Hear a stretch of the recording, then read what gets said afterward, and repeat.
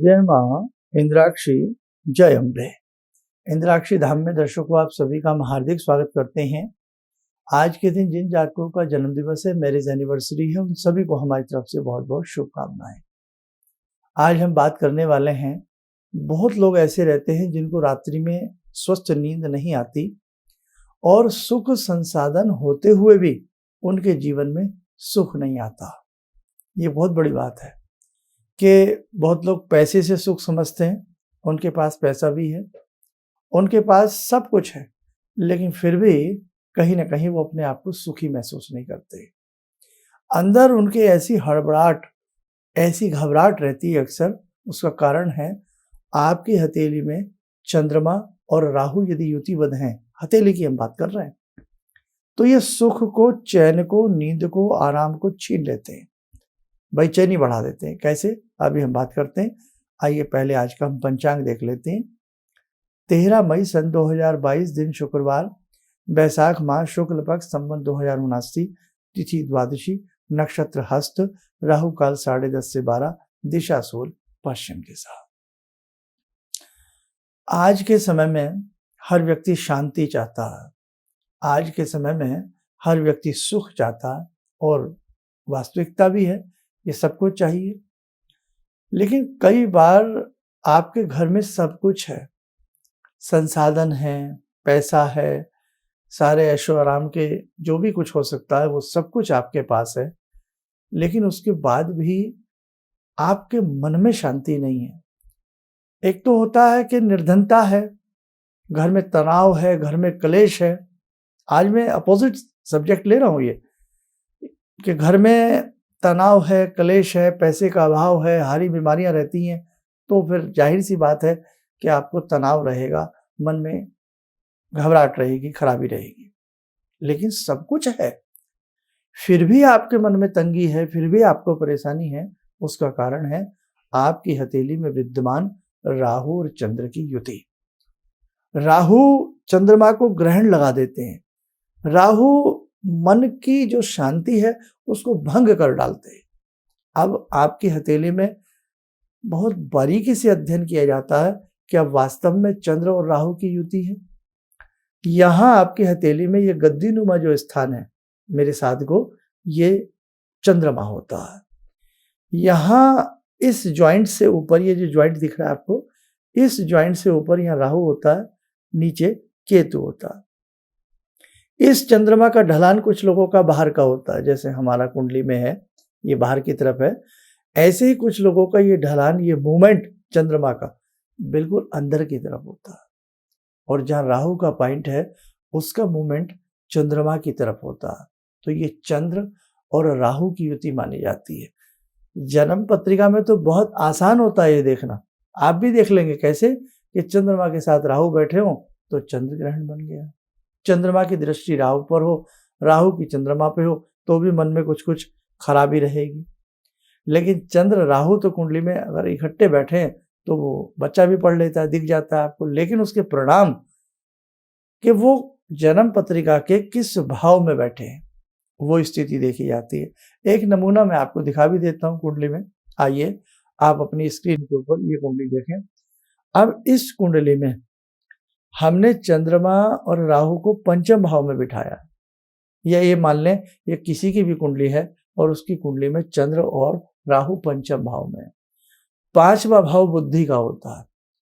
अगर चंद्र ग्रहण दोष पंचम भाव में है और ये कोई स्टूडेंट है, छात्र है, तो इसकी पढ़ाई में इसको दिक्कतें रहेंगी, क्योंकि बुद्धि स्थान होता है, विद्या स्थान होता है। पढ़ेगा लेकिन मुश्किलों के साथ, यह याद नहीं रहेगा।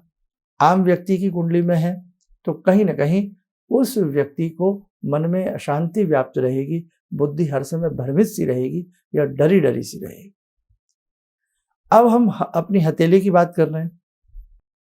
बहुत लोग ऐसे, जन्म पत्रिकाएं नहीं, बहुत लोग ऐसे, तो वहां पर फिर उनकी हाथ की कुंडली देखी जाती है, यानी कि हाथ देखा जाता है, या उनके चेहरे की रीडिंग की जाती है। अब ये चंद्र यही ग्रहण लगाएगा, यही चंद्र आपके मन को मजबूत करेगा, और यही राहु बैठ करके अगर चंद्र से हट जाए या इसके कुछ समाधान हो जाए तो आपके जीवन में सुख शांति आपको महसूस होगी। आपको कई बार घर वाले पूछेंगे, भाई आपको कमी क्या है? आपको टाइम पे सारी चीज़ें होती हैं, आप फिर भी क्यों परेशान रहते हैं? कारण बताएं। आप कारण भी अच्छे से नहीं बता पाएंगे। ऐसा कई मैंने जो साधक हैं, कई मैंने ऐसे उनकी हाथ की रेखाएं देखी हैं, और ईश्वर की कृपा से भगवान का दिया उनके पास सब कुछ है, लेकिन हर समय मन में असंतोष व्याप्त रहता है, घबराहट रहती है। कई बार तो राहु का प्रकोप चंद्रमा के साथ इस हद तक बढ़ जाता है, आप माइंड न करें, कि जीने की चाह तक खत्म हो जाती है।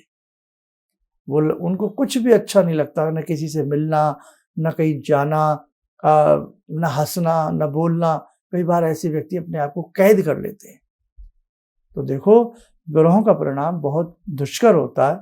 अब इसके दो रास्ते हैं, हम इसका निवारण क्या करें? अगर ऐसा व्यक्ति जिसको ऐसा है कि मेरे पास सब कुछ है लेकिन मैं बहुत परेशान रहती हूँ, बस ये है वो है, बहुत सारी बातें, तो देखो वो हिम्मत करके गायत्री मंत्र की दीक्षा ले या गायत्री महामंत्र को पढ़ना शुरू करे। अगर दीक्षा नहीं भी लेता है तो गायत्री मंत्र को बहुत अच्छे से वो पढ़ना प्रारंभ करें। और सबसे पहली बात तो मैं यही राय दूंगा, किसी विशेषज्ञ को अपना हाथ दिखावे और उसके उपाय करें। आगे बढ़ते हैं।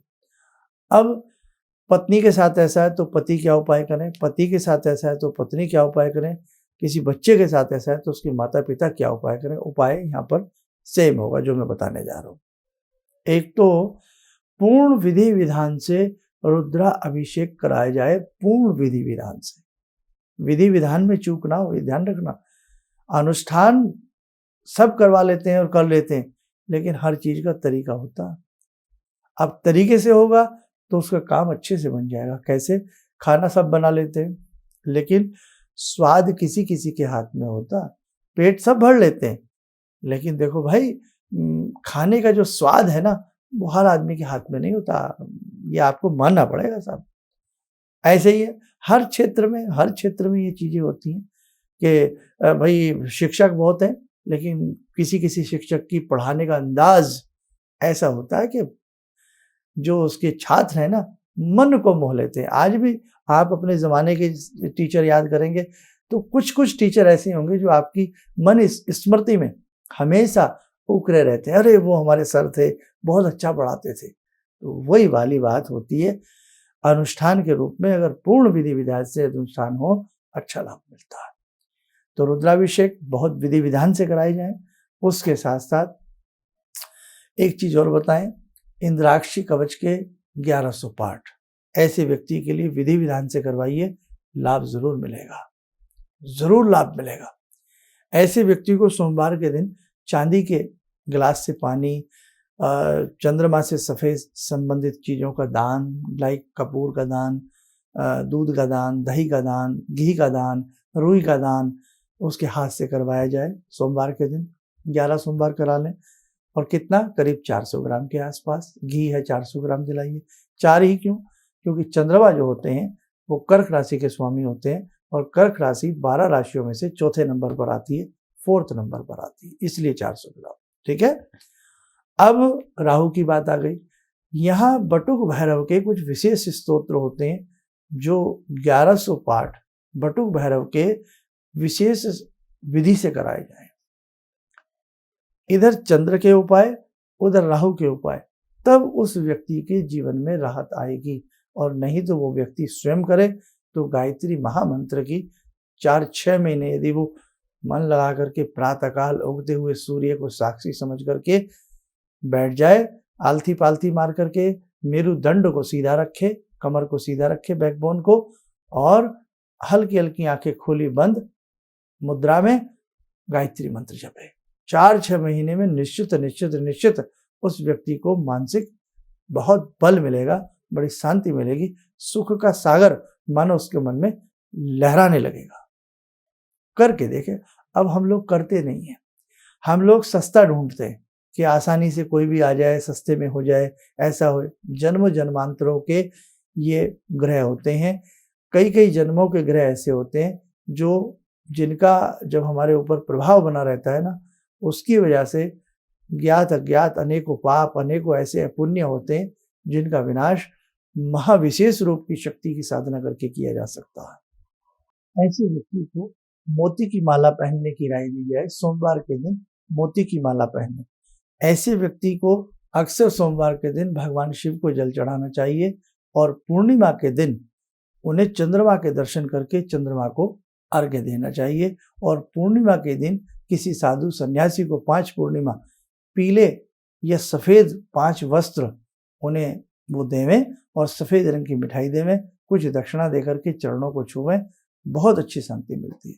और देखो भाई, ये तो थी एक सामान्य रूप के सबके लिए बातें। अगर आप इस प्रकार की किसी बहुत बड़ी परेशानी से संबंध रखते हैं, परेशान हैं, तो उसके लिए आप किसी विशेषज्ञ को एक बार मिलने दिखा लें। लेकिन ये कोई मानसिक रोग नहीं है, ये कोई ऐसी चीज़ नहीं है, कहीं ना कहीं उपाय करने से राहत ज़रूर मिलती है।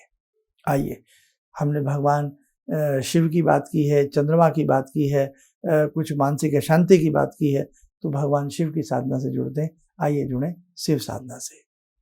ओम आत्मा त्वं गिरिजामति सहचरा प्राणा शरीरं गृहं पूजा ते विषयोपभोग रचना निद्रा समाधिस्थिते संचारा पदयो प्रदक्षिण विदेः श्रोत्राणि सर्वागिरो यद्यात् कर्म करोमि तद्दखिलं शम्भोस्तवाराधनम् चन्द्रोद्भासितशेखरे स्मर हरे गंगाधरे शंकरे सर्पे भूषितकण्ठकर्णविवरे नेत्रोत्तवे स्वानरे दन्ते त्वकृतसुन्दरां वरदरे त्रैलोक्यसारे हरे मोक्षार्तिं कुरु चित्तवृत्त्यमचलं मन्येस्तु किं कर्म वे वन्दे देव उमापतिं सुरगुरुं वन्दे जगत्कारणं वन्दे पन्नगभूषणं मृगधरं वन्दे पशूनां पतिं वन्दे सूर्यशशाङ्कवह्निनयनां वन्दे मुकुन्दप्रियं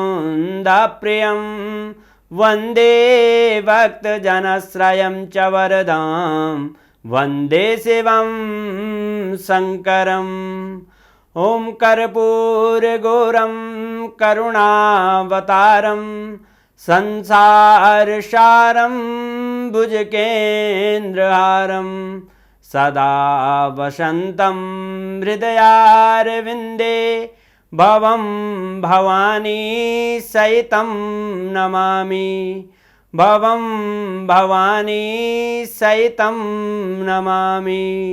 कवच बना लें, ध्यान करें, शिव शंभू का शुभ आशीष हम सब के ऊपर बरस रहा है।